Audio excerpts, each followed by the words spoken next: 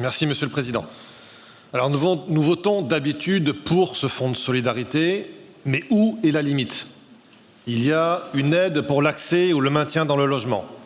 Il y a une aide pour le cautionnement, une aide pour la dette de loyer, une aide pour payer les charges de copropriété ou les échanges d'emprunts pour un propriétaire, une aide pour la facture d'énergie, une aide pour la facture d'eau. Et maintenant, on rajoute une nouvelle aide, une couche supplémentaire pour les factures de communication.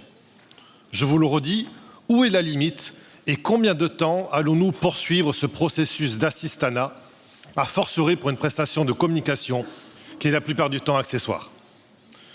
Tandis que la France est dans la préparation de son budget 2025, que la recherche d'économie est plus que jamais nécessaire, nous pouvons nous interroger sur la pertinence de ce nouvel accompagnement individuel alors que d'autres solutions peuvent être envisagées.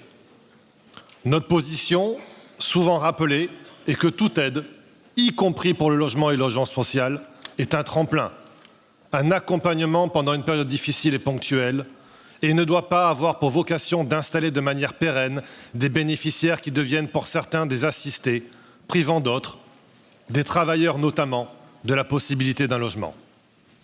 Pas plus tard qu'avant-hier, ni ce matin s'est fait d'ailleurs l'écho de cette jeune femme de 19 ans, qui travaille mais qui doit dormir dans la rue, faute de logement. Son cas n'étant pas prioritaire. Pardon, moi je le trouve plus prioritaire que de se soucier de payer une facture Internet.